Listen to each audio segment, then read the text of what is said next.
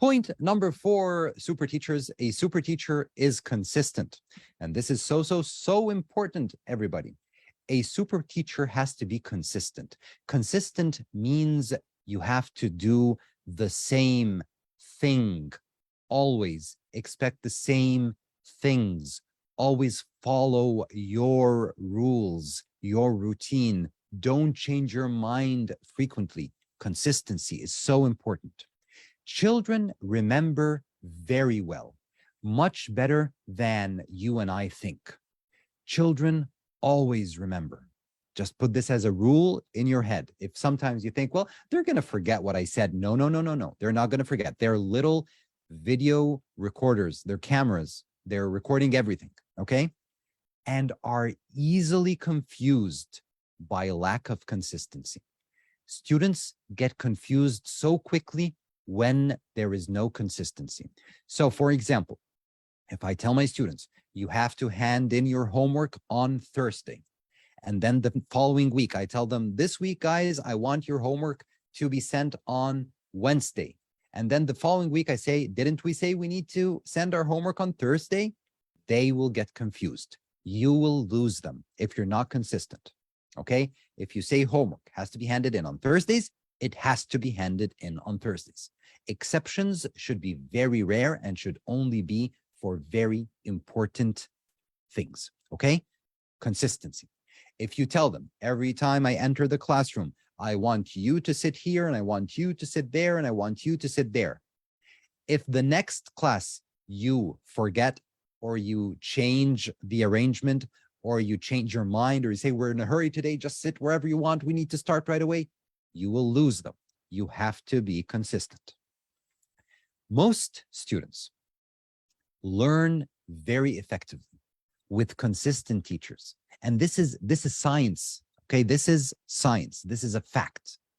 Most students, good or bad, smart or not, will learn effectively if they have consistent teachers. If they have teachers who are consistent in everything they say, do, and teach.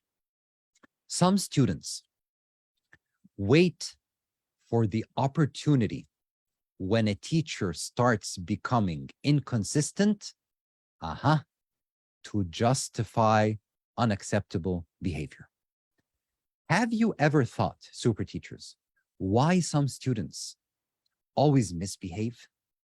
Why they think it's okay to misbehave? Why they think it's fun? It's the same reason why a thief steals, why a murderer kills. It's because they justify to themselves this behavior. They say, well, I have the right to steal. I am poor and they are rich and that's unfair, so I can steal. This is the same thing students do when they always frequently misbehave. They justify. Okay, well, the teacher is inconsistent. At the beginning of the year, he promised me that he would help me after class and explain to me the things that I don't understand. But then he stopped sitting with me after class. In the beginning of the year, he promised that he will explain everything in the class, in the lesson, and make sure that everybody in the classroom understands what has been explained. But then when I raise my hand and I ask a question, he says, not now. Focus, write this first. I'll explain it to you later. It's not the right time now. Don't interrupt me. He's being inconsistent. He lost my respect. I can misbehave, and I'm right to misbehave. Consistency should be evident in both rules and expectations. Okay, really quickly, super teachers, help me out here, please, in your comments, in your chat. How can a teacher be consistent in the rules he or she puts for the classroom and the expectations, what the teacher expects from students?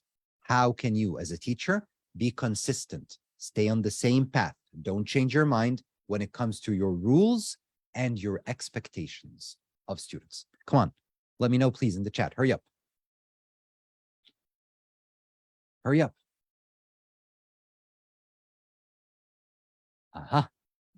I need to keep the same routine. Thank you. So I should always have the same way that I structure my lesson routine, okay, with my quizzes, with my tests, with my worksheets, with my explanation, with answering their questions. I should have a routine, not change that.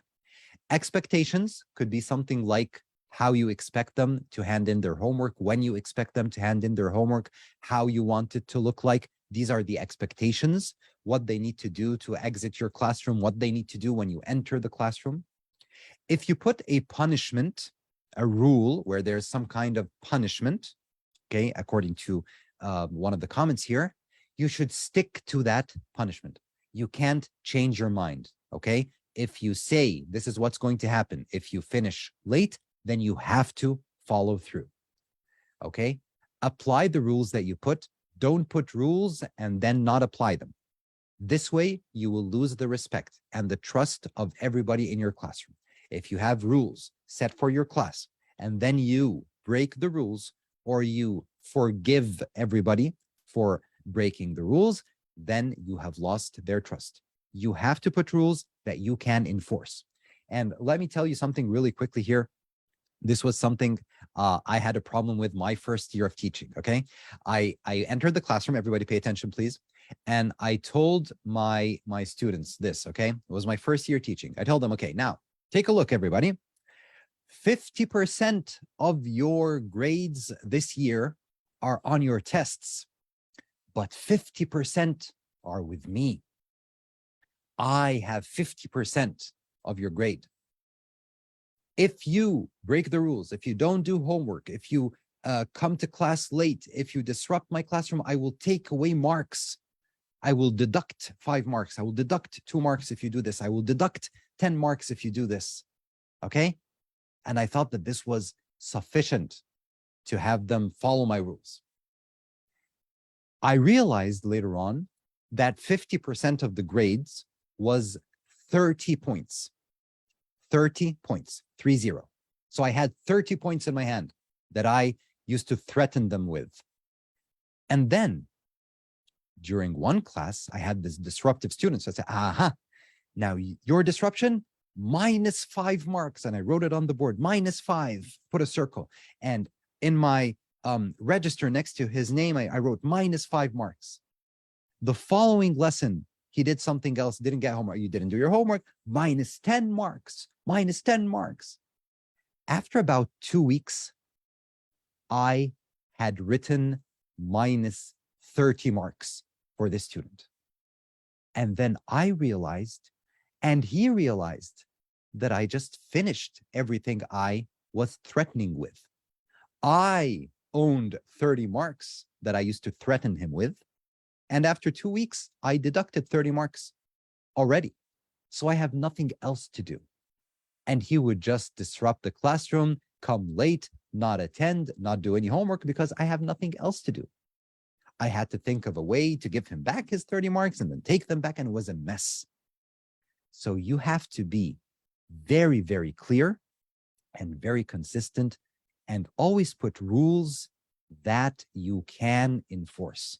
Don't put rules that you can't enforce. Okay, really quickly, I also have a little note here. I think that school administrators, so your boss, head of department, and so on, school administrators, principals, should also, and tell me if you agree or not in the comments in the chat, hurry up, should also be consistent with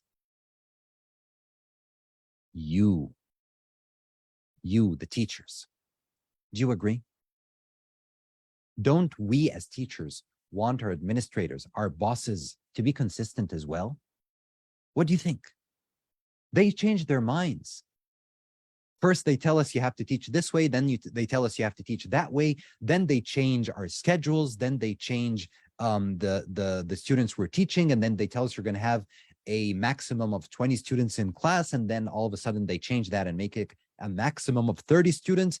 Then they tell us we will not have any meetings during break time. And then they have all their meetings during break time. Then they tell us you're going to leave at 4 p.m. And then they tell us, well, we're going to wait until 4:30. Is this what we like? As teachers, do you like your bosses not being consistent? No, you don't. You all agree they should be consistent. Now put yourself in the shoes of your student. This is exactly what your students want. They want you as well to be consistent and not frequently change your mind. Okay. Number 4,